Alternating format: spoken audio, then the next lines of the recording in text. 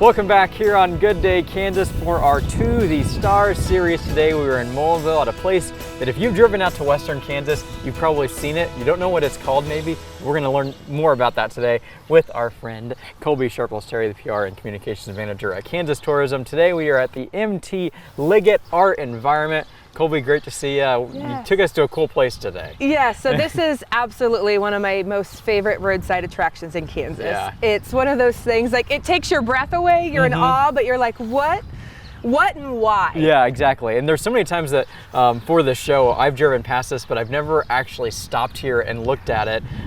So just tell us a little bit about it. Yeah, so it is the collection from M.T. Liggett, who was definitely a provocateur artist. You know, I would like to say that he was disliked by as many as he was probably loved. Yeah. What he started to do in his workshop is with just farm equipment, old signs, vehicle parts, whatever he could find, he started making this artwork. And his collection grew to over 600 different type of installations. They're so unique. You know, this is something you're not going to see anywhere else, I feel like. Just kind of some crazy stuff.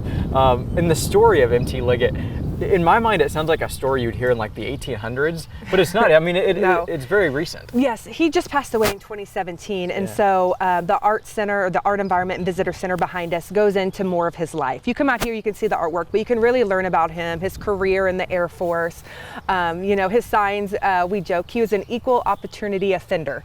You know, so I mean, local politicians, you know, celebrities, but also not everything was like making fun of or bashing. Some of it was in his way, you know, showing love to people that he cared about. You know, there's stuff about pop culture and Greek mythology and all of these things.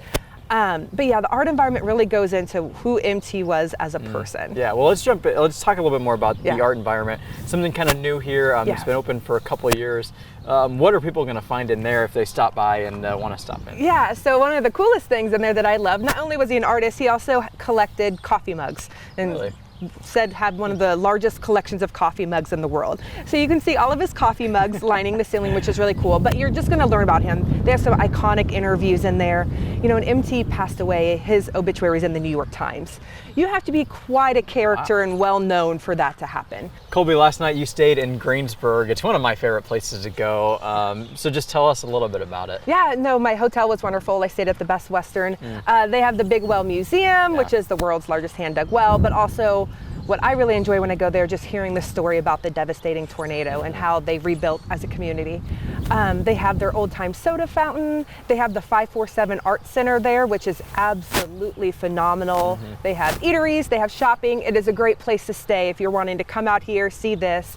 Greensburg is great and a great overnight stay for somebody. Well, Colby, we're in the summer. Tell us how people can get more information about Kansas tourism and some places they should see this summer. Yeah, so travelks.com. If you like to travel regionally, which is what we do, if you hit Southwest region on our website, you'll find places like this, Greensburg, you said Dodge City, Garden City, all that's there for you. Colby, the Kansas expert is what I should call you now. I love that shirt. Look at that, show off that shirt. That looks pretty cool. I got it at the Kansas Original store off I-70 where they sell all Kansas products. Yeah, right by Wilson, right? Yeah. Yeah, very cool. Great to see you. Thank you so much. Thank you. That'll do it for this edition of Good Day Kansas. Tune in again tomorrow right here on KSN.